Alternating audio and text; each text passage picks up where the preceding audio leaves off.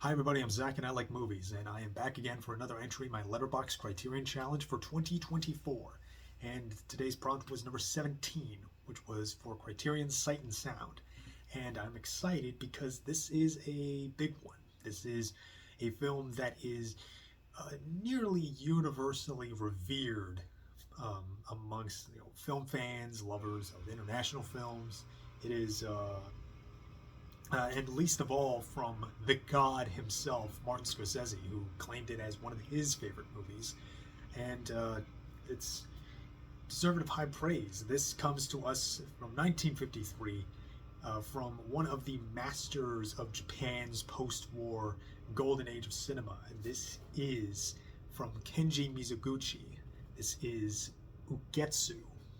And it is a very well-deserved movie, and very much beloved, and very deserving of that love. This is a film that's so breathtaking, so romantic and tragic, and also a haunted story, and technically a movie that applies to Spooktober, because this is also a ghost story, in a sense. It's you could call this a horror movie, but not so much a horror that inspires fear, if that makes any sense. And I'm very grateful to finally kind of give myself a reason to watch this, because this was my first Mizoguchi. I think it made sense to kind of do kind of see the big one knock the first one out, and very grateful to. This was breathtaking. It's a movie that I let sit with me for a few hours, and I can already tell that this is gonna stick with me for a while. Like, man, I'm just thinking back on some of this imagery and and the emotions attached to them is just.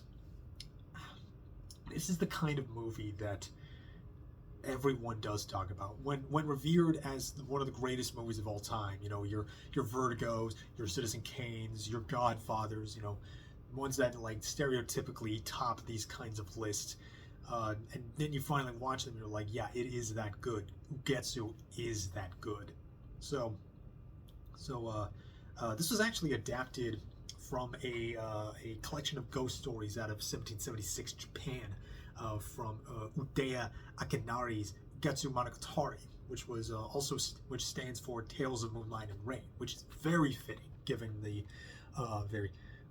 this sort of illusory, atmospheric, and sort of shroud, this and mysterious, sort of otherworldly atmosphere that sort of inhabits much of the movie in a very captivating way. So what this movie is about, in kind of a general sense, it focuses on two couples.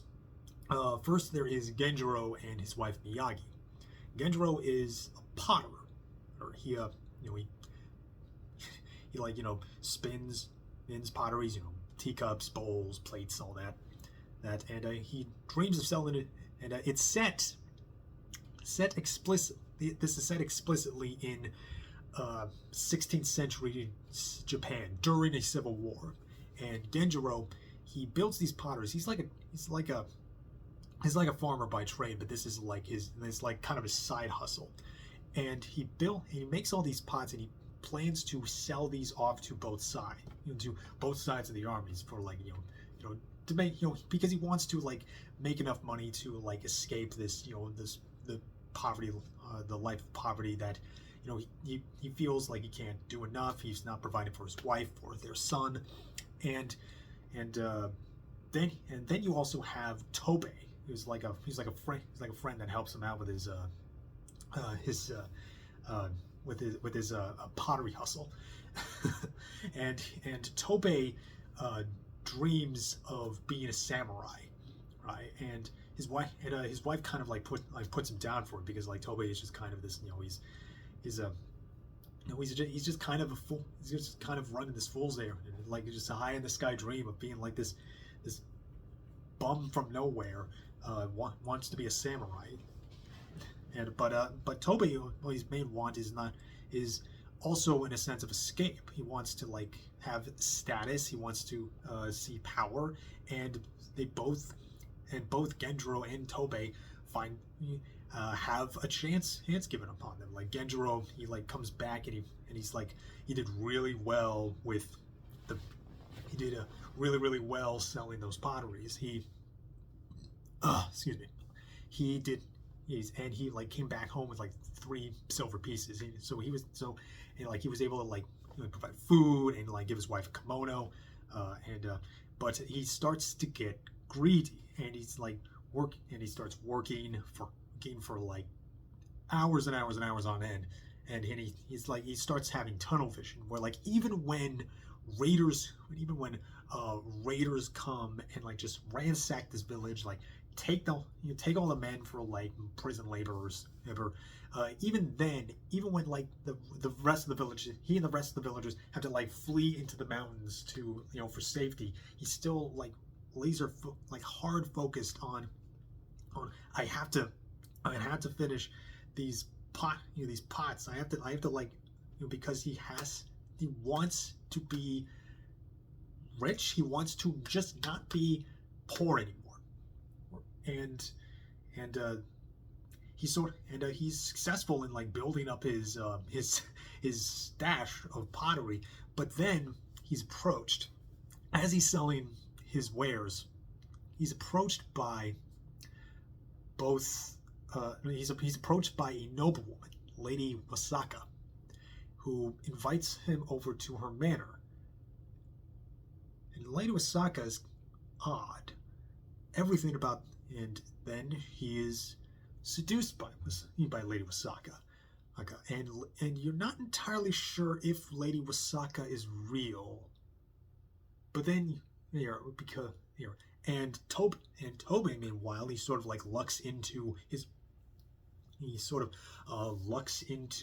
not just selling helping sell Genjiro's pottery, but also helping he like gets himself a suit of armor, and he sort of becomes like he does what he can to try to become a samurai or a vassal to a samurai in some fashion, to see both, and the longer these two men are like strive to their goals, it starts becoming more unhealthy. Genjiro being seduced by Lady Wasaka kind of falls into this like this really dreamlike trance under her, like because he's like only given like she's basically just pouring honey in his ears, and Tobey his strive for power and status, it becomes obsessive, and he just throws his wife into his poor wife into ruin. It shows more, and the way that the story is told is with this. My God, the camera work in this movie is graceful. It's so breathtaking to watch, and it sort of has this. I would call it kind of like sort of floaty effect.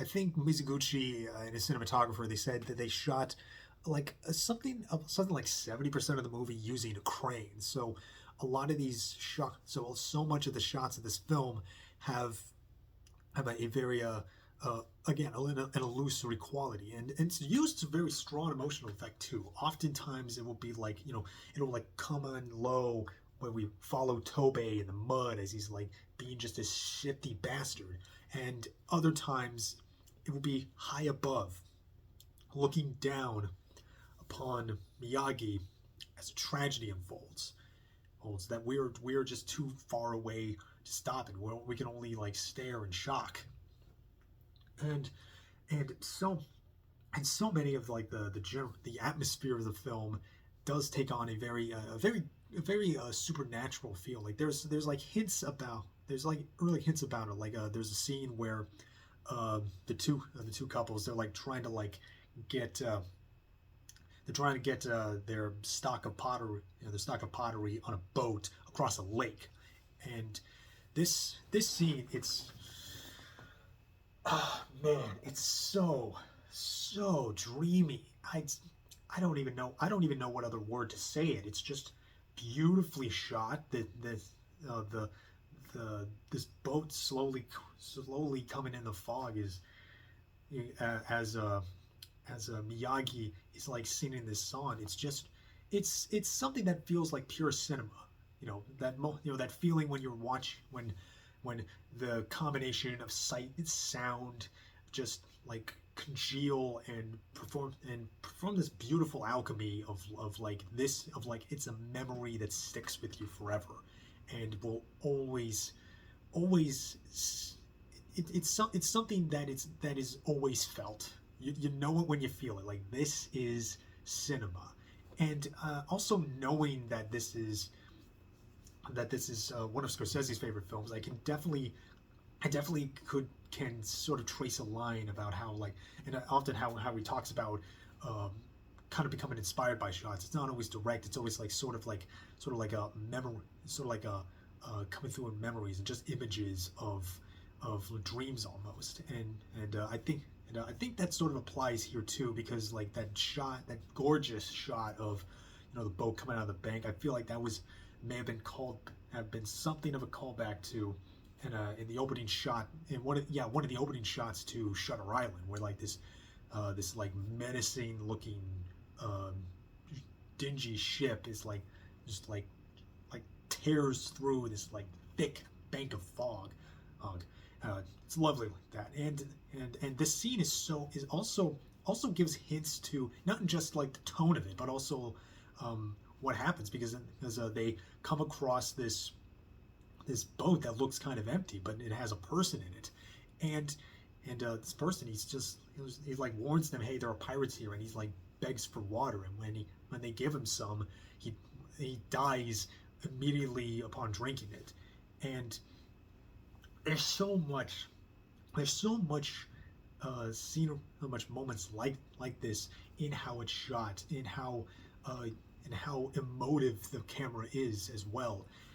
And like for scenes that where Genjiro is being seduced by Lady Wakasa, uh, in this like gorgeous, like very rectangular manner, it feels very dreamy. Like there's a beautiful shot of that's like continues on them, because Mizoguchi really loves one thing you'll notice when you watch this. Mizoguchi really loves lawn takes. He stages them very eloquently. I don't think he's like quite like when I think of like blocking in cinema, like I usually think of like your Spielbergs, your Kurosawas, certainly, especially like around this era.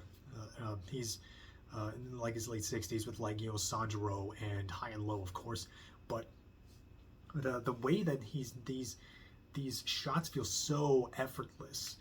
It's like there's a shot that like it's almost like not much happens in the shot, but like the way that it moves so smoothly from point to point is just, it's hypnotic. Like you almost wonder like how he's able to do this. It's a shot that continues on Wakasa and Genjiro as they're in like a hot spring, and then like the camera just like tracks along the ground across a dissolve into an open field where they're like frolicking and picnicking. It blew me away. Man, like this is 1953. This wasn't like that easily like there's no like CG trickery. It's just like this is a pure cinema moment. And oh my god, and I don't want to. And they continue on these even after Genjiro is able to break free. There's a moment which I kind of want to keep this moment. I want to keep this spoiler free because this is a movie you absolutely need to see. This is definitely one of those movies you need to see before you die, and it's not a long movie either. It's like 90 something minutes, like 97 minutes. It's not a long. Also, and it's paced exquisitely. It breezes by, and you just want to watch it again when you're done with it. Then, but there's a scene like the last like I want to say like 15 minutes of this movie is it's beautiful because Genjiro comes home, and I don't want to say what I don't want to give too much of the context away, but Genjiro comes home, and he's searching for his family, and we follow him 360 degrees around his house. When he comes back to the door inside, his family is there, and this feels, and you don't know, is this also a hallucination? Is this fantasy that his grief is taking over? Is this another Is this another haunted woman? And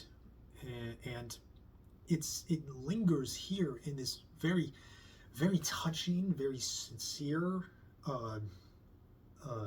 scene that plays out again in this this gorgeous lawn take, and then like as the shot carries on, the music, this gorgeous music is singing out, and then like it comes to morning, and we see the truth, and it is like sort of reminds you, yeah, this is a ghost story, and it's moments here that are romantic in their feeling and their rise, but also like very tragic in their fall. It's sort of, and again, it's this very graceful up and down. It's I don't know what there's no better word for a movie like this other than just graceful, lyrical, just on point. And it does remain a ghost story, and it's a tragedy too, for all of its like hauntedness. It's a haunted story, but like I said at the beginning, it's not a ghost story that steps out and goes boo at you. It's not like trying to get a rise of fear out at you, or even rise of like spike of adrenaline that fear gives you. It's haunted in the sense that there is even that is after this journey you went on, there is now an absence, and in continuing to live is to make better sense of that absence, and feel and you will always know that, and you're always aware that it's there, and sometimes you can hear the whispers of memories and loved ones filling in that now empty space, and these last moments of the film are just exquisite. It's I want to watch this movie again right now. It's so good. It's breathtaking, and it's sweet, it's tender, it's sad, it's a gem, a true gem of cinema, and I feel like probably does feel cathartic in a sense of how the post-war Japan, even still feeling this like 53, so like they were still like definitely still feeling some things, like Godzilla I think was like around like a if not before, around the corner. I have to kind of think it over, and even some of the imagery here, like there's that scene with in the boat that it feels reminiscent of this story of like seeing somebody who like barely survived the bombs, Hiroshima, Nagasaki, okay, and then like dying when they drank water, and then when Genjiro awakens from his ghostly seduction, he's like sitting in like this like depleted and like torn down building, like which feels, and he's like his reaction's very reminiscent of like soldiers who came back home to like find that their homes and their villages have been just like totally bombed, and man, it's a wonderful story. It's a great little moral fable. Some parts feel like they're sort of like very reminiscent of stage work, like you would have characters kind of like looking past the screen, like oh no, soldiers are coming, oh no, soldiers are coming, they're very bad, and it's yeah, it's a gem. I think this definitely does hold up. It's definitely deserving of its reputation, and also the transfer here is gorgeous. Like this is I don't think this has a 4K quite yet, but this Blu-ray definitely worth getting. You could also watch it on the Criterion channel, which is lovely here. You could also watch it on YouTube. I was happy to discover, and I highly recommend you do. I'm so glad I saw this. This is gonna stick with me. Yeah, this is one for the history books. Definitely just well deserved. Beautiful movie. I have Sancho the Bailiff a little later down the pipeline, but which is another Mizoguchi, and I can't wait for that either. Yeah, can't recommend this enough, and that will be it. I don't have much to add right now. I just feel very strongly about this film because. And I hope you watch it, and I hope you and I will watch more movies. As I'm Zach, I love movies. I have a lot more movies to watch, and I hope you watch them too. And I will see you all next time.